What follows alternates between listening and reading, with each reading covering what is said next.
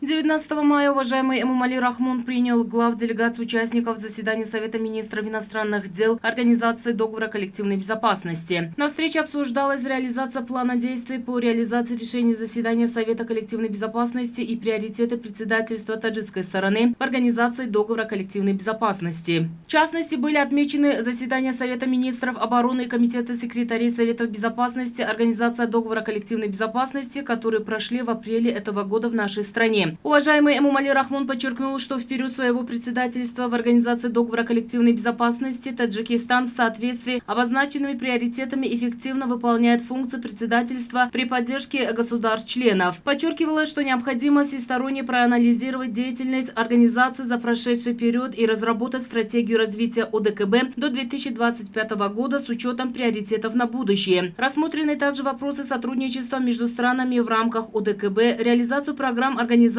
по усилению безопасности на таджикско-афганской границе, совместную борьбу с мировыми угрозами, как терроризм, экстремизм, транснациональная организованная преступность и незаконный оборот наркотиков. В завершении встречи лидер нации пожелал успехов заседанию Совета министров иностранных дел ОДКБ и выразил надежду, что результаты встречи будут плодотворными для достижения поставленных целей.